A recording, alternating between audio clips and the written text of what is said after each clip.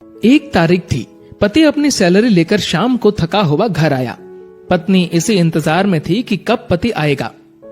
पत्नी ने उसके आते ही उसे गर्मा गर्म चाय पिलाई और पूछा कि सैलरी आ गई होगी आपकी आज तो। पति मुस्कुराहट के साथ बोला कि हाँ, और इस महीने ओवर टाइम का 12,000 रुपए बोनस भी मिला है।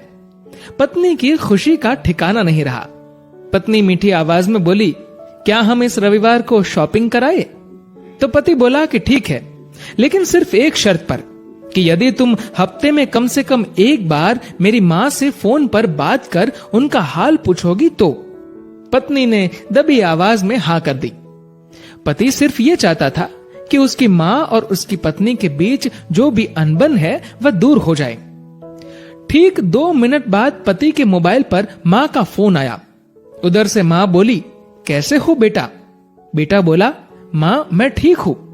माँ ने सबका हालचाल पूछा तो पत्नी इधर मुंह बनाकर मन में सोच रही थी कि 1 तारीख है, अभी सैलरी आई है, इसलिए फोन करके पैसे मंगवाना चाहती है, लेकिन मैं 1 पैसा भी नहीं देने दूंगी इस बार तो।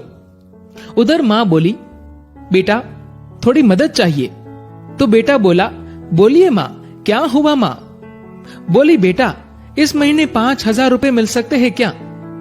पति हर काम अपनी पत्नी से पूछकर ही करता था।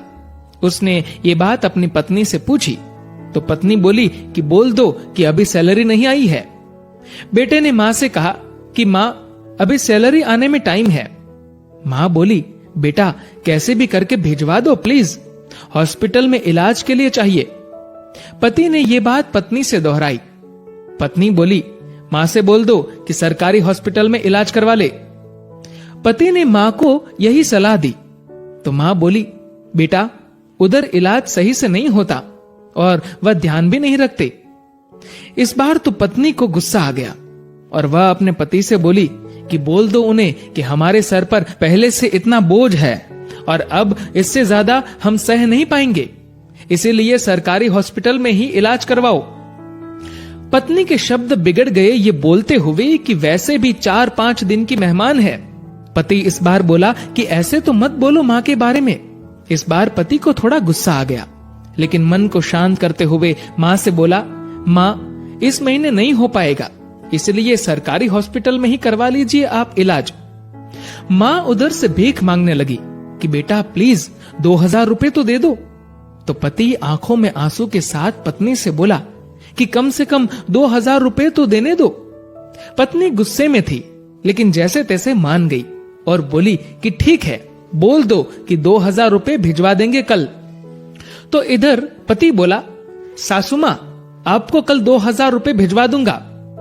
पति के मुंह से इस बार माँ की जगह सासू माँ सुनते ही पत्नी को चक्कर आने लग गई, जुबान लड़खड़ाने लगी, पसीना छूट गया और पति से पूछा कि क्या ये मेरी माँ का फोन आया है?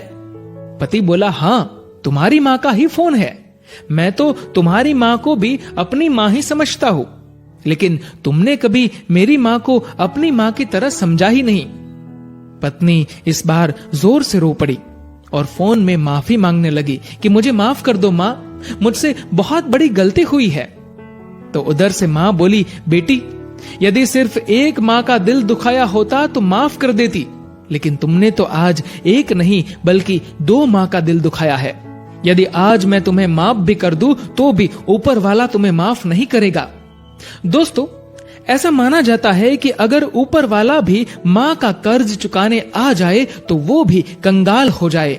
एक माँ खुद मौत के मुंह में जाकर जिंदगी को जन्म देती है। उस माँ का सम्मान करे। माँ तो माँ होती है, उसको मरने से पहले